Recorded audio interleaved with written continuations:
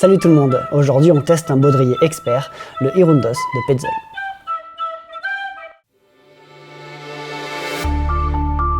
On a en effet reçu la toute dernière version de ce fameux baudrier Hirundos, donc un baudrier qui est conçu en priorité pour la voie sportive et également pour les courses en montagne. Donc on comprend assez facilement que la priorité ça va jouer autour de la légèreté, ce qui fait que c'est un baudrier qui à la base moi ne m'attirait pas beaucoup, puisque je pense que vous commencez à avoir compris avec moi, je cherche plutôt de la polyvalence, tant pis pour les quelques grammes en plus. Et du coup là j'avais peur de perdre en confort. Mais bon, on m'a proposé de le tester, allez je veux bien. Et j'ai bien fait parce que il me plaît beaucoup.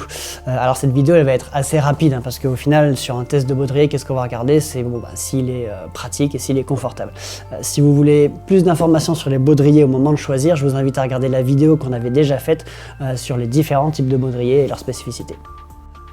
Donc ce Hirundos, donc on l'a dit, il est fait pour être léger, pour qu'on ne sente pas dans le projet dur. Et j'avais peur qu'il soit pas assez confortable.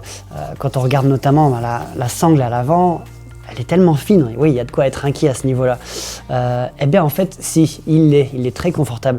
En fait, pour être plus clair, je pense pas que ce soit un effet placebo, mais plus que d'être confortable, ce qui est assez étonnant, c'est qu'on l'oublie complètement. J'ai découvert que la légèreté, finalement, c'est pas juste un atout marketing pour gagner quelques grammes dans une voie dure. La légèreté, en tout cas dans ce cas-là, ça apporte aussi du confort. Là où j'ai été le plus bluffé, c'est dès que je l'ai mis finalement, c'est avec les sangles. Jusqu'ici, avec mes autres baudriers qui pourtant ne sont pas des mauvais baudriers, je les sentais toujours un peu, j'avais tendance régulièrement à les replacer, etc. Ici, dès mes premiers pas avec, j'ai vraiment réalisé que je les sentais pas. Je sais pas vraiment expliquer pourquoi. Ok, certes, il n'y a pas de boucle de réglage, c'est élastique, ce qui fait que ça évite les points durs, mais c'est aussi le cas sur mes autres baudriers. Non, là, à part la légèreté, et puis peut-être qu'ils sont un peu mieux positionnés, j'en sais rien. Je sais pas expliquer pourquoi, mais on les sent pas, et ça, c'est excellent. Et au niveau du ventre, c'est pareil finalement. Même quand ça passe au-dessus du pantalon, j'ai pas cette sensation d'inconfort à laquelle je m'attendais. Bien au contraire, même avec le poids des dégaines. Alors technologiquement, ils expliquent ça en partie par l'emploi du fuse frame. En gros, ça veut dire que la mousse est directement liée à la structure. Ce que j'en retiens, c'est que ça permet évidemment de gagner en poids et ça évite au maximum les points de couture et donc les points durs. Mais oui, le gain pour moi, c'est vraiment que je l'oublie complètement quand je grimpe. Une fois qu'on est au relais, ou qu'on tombe, ou qu'on assure quelqu'un, bref, qu'on met notre poids dedans, le confort est toujours très bon. Donc la répartition du poids entre les différentes sangles et tout autour des sangles fonctionne très bien. Et la partie dorsale de la ceinture est suffisamment large pour qu'on ne soit pas cisaillé quand on met notre poids dedans ou quand on tombe. Comme ça pourrait être le cas par exemple avec un baudrier d'Alpi qui pour le coup est ultra light, mais vraiment très fin. Bref, finalement, je trouve que c'est un très bon compromis. Moi qui m'attendais à être inconfortable, me sentir mal dedans, finalement c'est une bonne surprise. Côté pratique maintenant, on va aller assez vite là-dessus.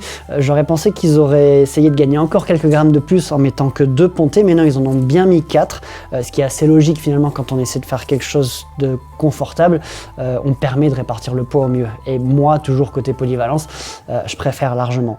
Petit détail pas bête, les deux à l'avant, qui sont ceux qu'on utilise quand même le plus, sont rigides, tandis que les deux autres à l'arrière, eux, sont souples, tout simplement en fait pour qu'on ne soit pas gêné quand on porte un sac à dos.